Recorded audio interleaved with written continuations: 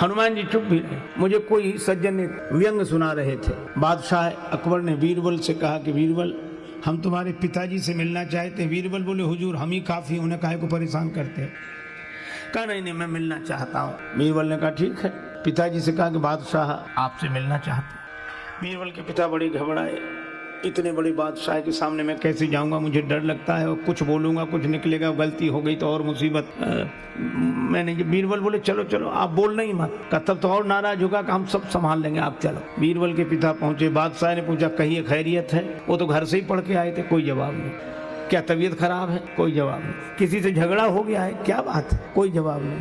तो बादशाह खींच गया तो व्यंग करते हुए बीरबल से बोला कि बीरबल, किसी मूर्ख से पाला पड़ जाए तो क्या करना चाहिए? किसी मूर्ख से पाला पड़ जाए तो क्या करना चाहिए? बीरबल बोले, हुजूर जो हमारे पिताजी कर रहे हैं।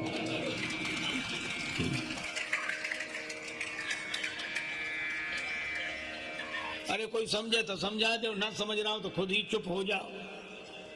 श्री कबीरदास जी कहते हैं, ज्ञानी का मैं गुरु हूं, अज्ञानी का चेला। कोई ज्ञानी मिले तो मैं उसका गुरु होकर उसे समझा देता हूँ, अज्ञानी मिले तो हम ही चेला बन जाते कि तुम ही ठीक कह रहे हो, काहे को झंझट। हनुमान जी इसलिए नहीं बोले, पर रावण बोलता जा रहा था। रावण ने पूछा कौन है तू? किसके बल पर बगीचा उजाड़ा? क्या मेरा नाम नहीं सुना? बड़ा निशंक दिखाई देता है। बोलते ही गया। अंत में हनुमान जी ने कहा, जाके बल लवले सते जिते चराचर झारे।